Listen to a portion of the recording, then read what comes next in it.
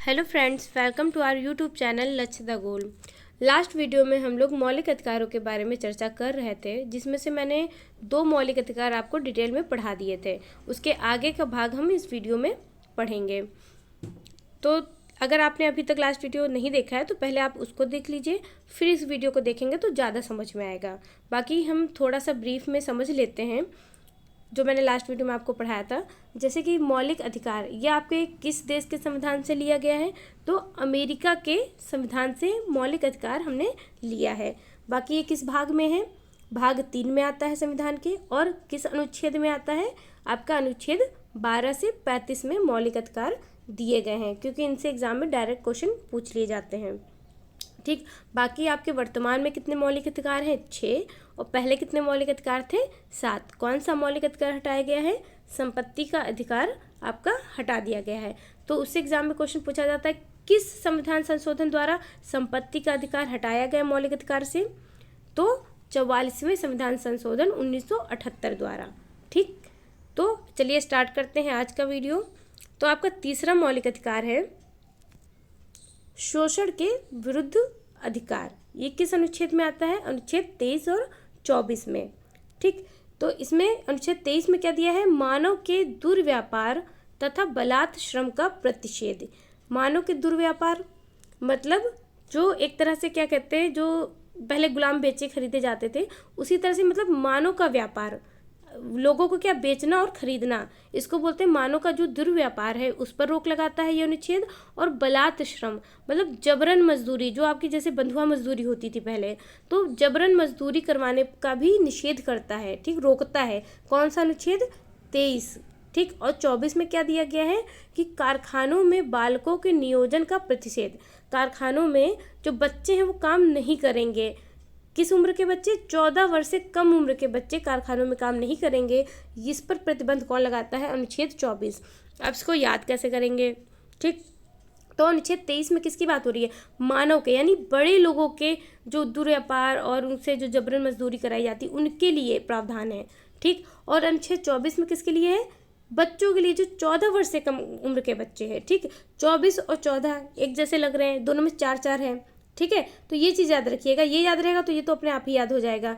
ठीक। एग्जाम में अगर आता है कि किस अनुच्छेद में 14 वर्ष से कम उम्र के बच्चों के लिए प्रावधान है, तो अनुच्छेद 24 में। और जब ये 24 है तो 23 में तो बड़े लोगों के लिए है। ठीक।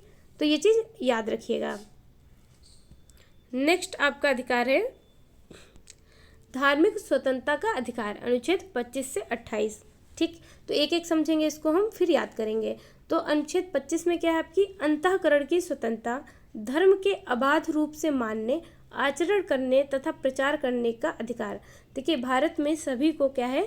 अपने कोई भी धर्म मानने की, उसका आचरण प्रचार करने की क्या है? स्वतंत्रता है। ये संरक्षण कौन देता है? अनुच्छेद 25 में। ठीक। तो आप किसी भी धर्म को क्या कर सकते हैं?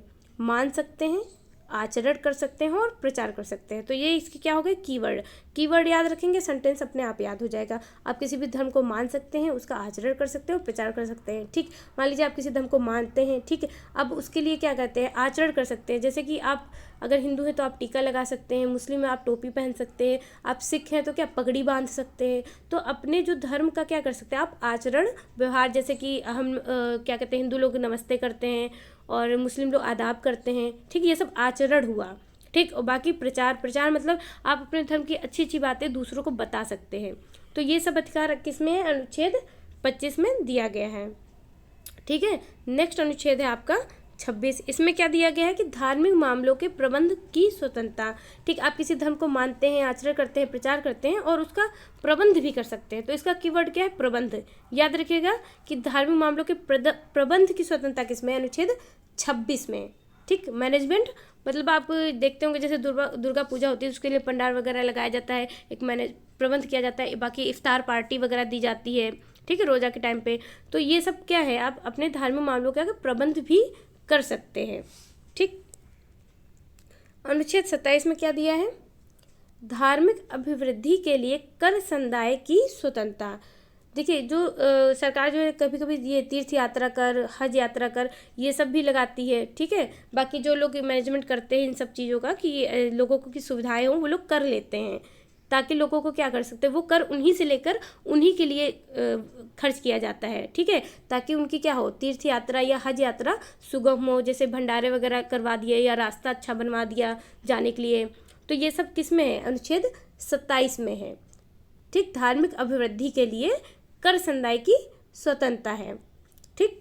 अनुच्छेद 28 में क्या है आपका, कुछ शिक्षण संस्थानों में धार्मिक शिक्षा या धार्मिक उपासना में उपस्थित होने की स्वतंत्रता है, ठीक है। कुछ शिक्षण संस्थानों में, इसी के अंतर्गत जैसे आपका मदरसा वगैरह है, ठीक है, तो ये शिक्षण संस्थान है आपका, या कोई भी शिक्षण संस्थान है, उसमें क्या धार्मिक शिक्षा या धार्मिक उपासना में, अब प्रार्थना हो रही है, कहीं पर पूजा हो रही है, तो आप वहाँ पे जा सकते हैं, आपको उपस्थित होने का अधिकार है। कहीं पे कीर्तन हो रहा है, भागवत बैठी, तो आप वहाँ पे क्या जा सकते हैं, उपस्थित हो सकते हैं। तो ये आपकी क्या है, स्वतंत्रता किस में दी गई है, अनुच्छेद 28 में दी गई है, ठीक। नेक्स्ट है आपका संस्कृति एवं शिक्षा संबंधी अधिकार। तो देखिए एक चीज़ याद रखिएगा, जो अभी मैंने आपको पढ़ाया कि धार्मिक स्वतंत्रता का अधिकार, तो वो सभी धर्मों के लिए था, ठीक है। भारत में जितने भी धर्म हैं उन सभी धर्मों के लिए प्रावधान थे धार्मिक स्वतंत्रता का अधिकार, जो आपका दिया है 25 से 28 तक। लेकिन ये जो आपका अधिकार है संस्कृति एवं शिक्षा संबंधी अधिकार, ठीक है, ये सिर्फ और सिर्फ किसके लिए, अल्पसंख्यकों के लिए। तो ये बहुत इंपॉर्टेंट क्वेश्चन यहाँ से बन जाता है, एग्जाम में पूछा जाता है कि वो कौन सा मौलिक अधिकार है जो सिर्फ अल्पसंख्यकों के लिए है। तो कौन सा, संस्कृति एवं शिक्षा संबंधी अधिकार, और इसका अनुच्छेद जरूर याद रखिएगा, ये जरूर पूछा जाता है। अनुच्छेद 29 और 30 ये दोनों किसके लिए हैं, अल्पसंख्यकों के लिए हैं, ठीक। तो अनुच्छेद 29 में क्या आपका दिया गया है कि अल्पसंख्यक वर्गों के हितों का संरक्षण, ठीक। यहाँ कीवर्ड है हित, किसके हितों की बात अनुच्छेद 29 में की गई है, अल्पसंख्यकों के हितों की बात, ठीक। और अनुच्छेद 30 में क्या गया है, शिक्षण संस्थानों की स्थापना और प्रशासन करने का अल्पसंख्यकों का अधिकार। अल्पसंख्यकों को भारत में ये अधिकार है कि वो अपनी शिक्षण संस्था की स्थापना कर सकते हैं, उनका प्रशासन चला सकते हैं, ताकि वो अपनी संस्कृति को क्या करें, आगे बढ़ा सकें, ठीक। इसी के परिप्रेक्ष्य में आपके मदरसा और मिशनरी वगैरह जो खोले जाते हैं, क्योंकि वो अल्पसंख्यक वर्ग में आते हैं। भारत में मुस्लिम हो गए, ईसाई हो गए, ये सब अल्पसंख्यक हैं, तो वो अपना शिक्षण संस्थान की स्थापना वगैरह करते हैं ताकि वो अपनी संस्कृति को आगे बढ़ा सकें। तो ये अधिकार किस में दिया गया है, अनुच्छेद 30 में दिया गया है। तो ये जो दोनों आर्टिकल आपके हैं 29 और 30, ये दोनों किसके लिए हैं, अल्पसंख्यकों के लिए हैं, ठीक है। नेक्स्ट है आपका अनुच्छेद 31।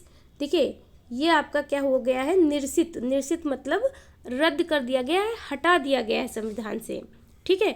तो इसमें क्या था, जो मैंने स्टार्टिंग में बताया, संपत्ति का अधिकार पहले आपका मौलिक अधिकार था, फिर उसको हटा दिया गया। जो संपत्ति का अधिकार था उसका अनुच्छेद था 31। तो ये अब संपत्ति का अधिकार मौलिक अधिकार में नहीं है, तो अनुच्छेद 31 अपने आप क्या हो गया है, निरसित हो गया है, यानी हट गया है, रद्द हो गया है। तो किस संविधान संशोधन द्वारा हटाया गया, 44वें संविधान संशोधन 1978 द्वारा। ये एग्जाम में आपका क्वेश्चन पूछा जाता है, ठीक है। और कहाँ रखा गया है, भाग 12 300 का में अब संपत्ति का अधिकार एक कानूनी अधिकार बना दिया गया है, ठीक है। तो आई होप आपको ये समझ में आया होगा। नेक्स्ट आपका है अनुच्छेद 32 संवैधानिक उपचारों का अधिकार। ये हम लोग नेक्स्ट वीडियो में पढ़ेंगे, क्योंकि ये काफ़ी इंपॉर्टेंट है, थोड़ा बड़ा है, उसमें 5 तरह की रिट भी दी गई हैं, तो उनको हम लोग डिटेल में पढ़ेंगे, ठीक है। बाकी ये वीडियो में आपके बाकी के मौलिक अधिकार कवर हो गए, बस लास्ट बचा वो नेक्स्ट वीडियो में कवर हो जाएगा। तो आई होप आपको आज का वीडियो समझ में आया होगा। अगर कोई भी डाउट है तो आप कमेंट बॉक्स में पूछ सकते हैं। बाकी इसका PDF आपको हमारे टेलीग्राम चैनल पर मिल जाएगा। तो चलिए मिलते हैं नेक्स्ट वीडियो में। Thank you.